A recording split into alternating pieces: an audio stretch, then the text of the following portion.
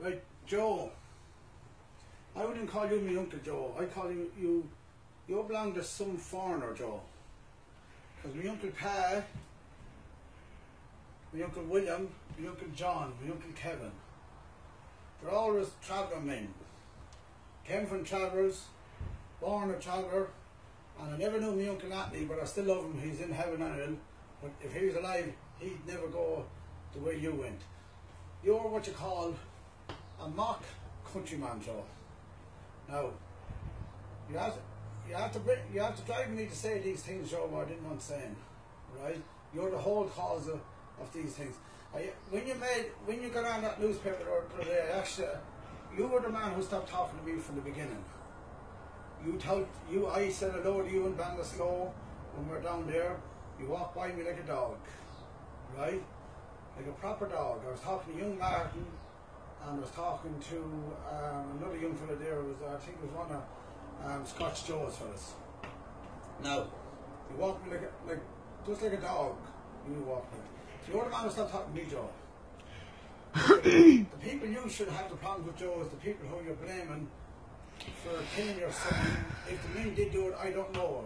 I don't know if William was dead or alive, because you're the man who's saying he's dead. The papers is calling him a missing person.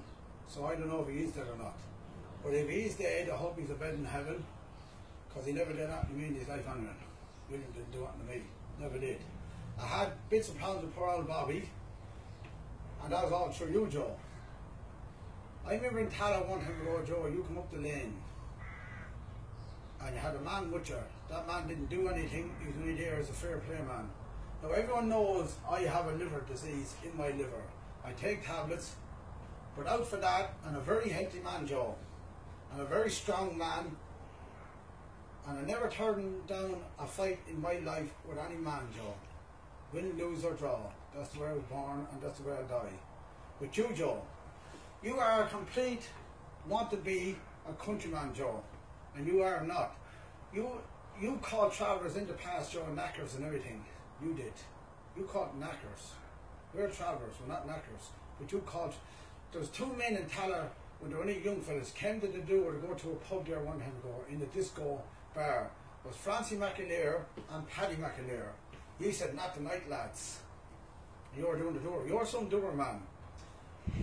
You gave my brother, when he was 17, a false box and a mouthy drum. Didn't even know how to drink at the time. And you thought you knocked him out. But then he came back a couple of days after that and left you a write-off, Joe, up the lane.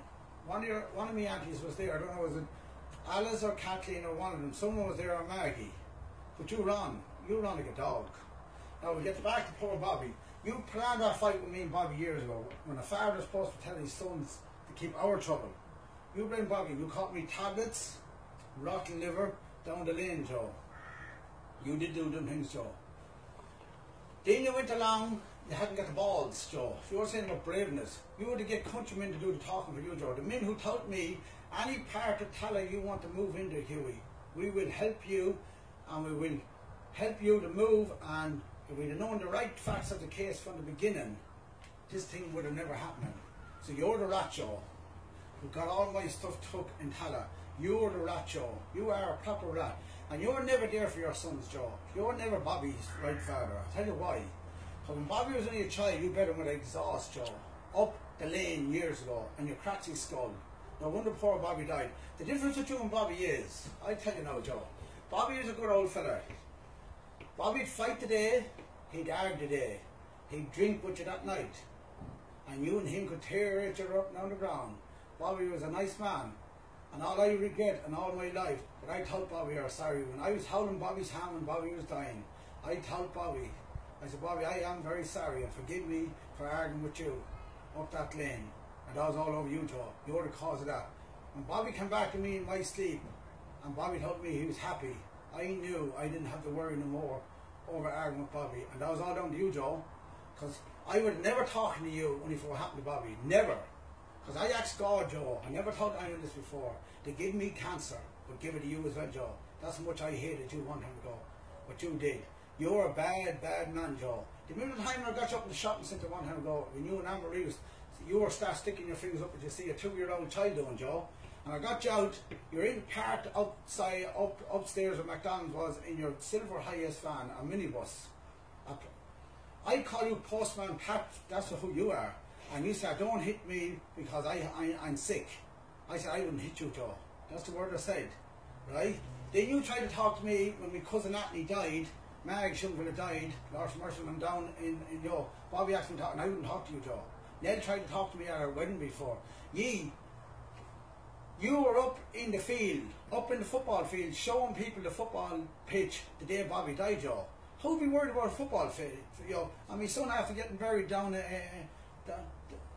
the graveyard.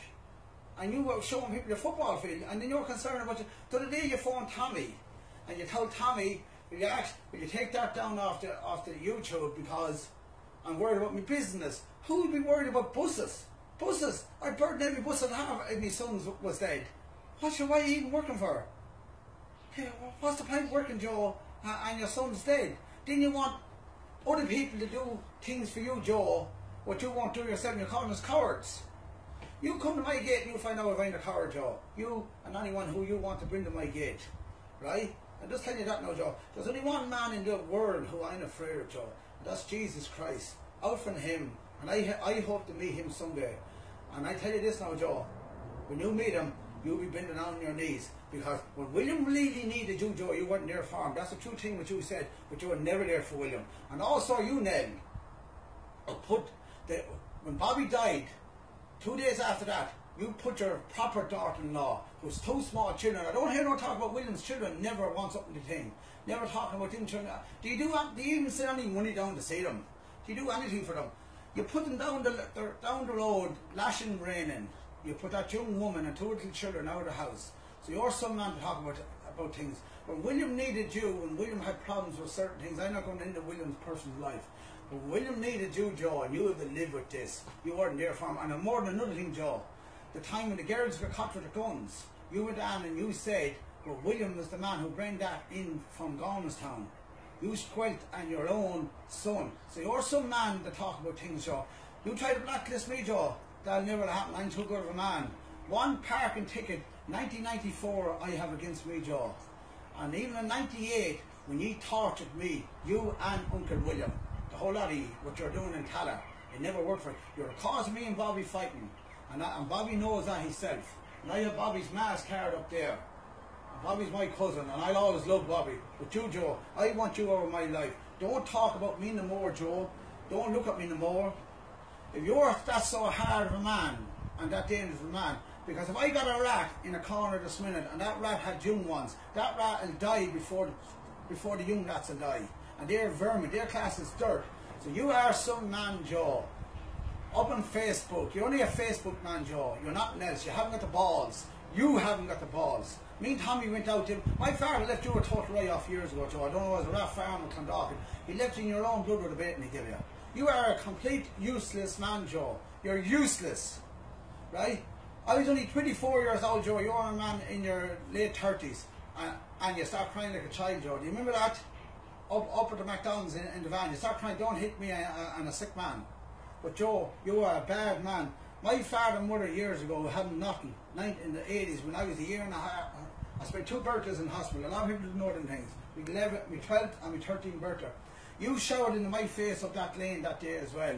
Or I had to give money to save your life. What man is going to talk about money where he raises for people? I talked about because I let people see the things what I do. Because you're trying to put me down as this and that on YouTube, Joe. But I seen William down with a mask card that time on £400. I don't know, did he ever give it to you or not? Because he's another man that's capable enough of keeping that money too, Joe. He's something like you again. But the man that took all my stuff out of the barrack. Now, Joe, drop out of my case. Because I'm known as a man who can finish a race. I hope you can wait around to finish the race, Joe. Keep out of my life. There's nothing getting signed, Joe. And that's not through fear over who you are, Joe. You go and do what you want to do. Don't be trying to get me and Tommy to do your dirty work for you. You're a dirty tramp, you. And don't ring my phone no more. You're not even a Maughan. You're a mock countryman. I don't know what to call you, Joe. And don't ring me up no more. Don't look at me no more, because there's nothing getting done for you. Goodbye to you now, Joe. And I apologise to all my friends out there for having to make this DVD. I feel embarrassed for doing it, and a shame. But this man whose class is my uncle, I call him me aunt. Right, the Auntie Joe, and another thing as well, Postman Pat is the proper name for him. All you need now is the black and white cat, and only can you paint him black and white, and he'll be the black and white cat for you with your little hat. That's all you are. Good luck to you now. Good looking man. False teeth. Good luck.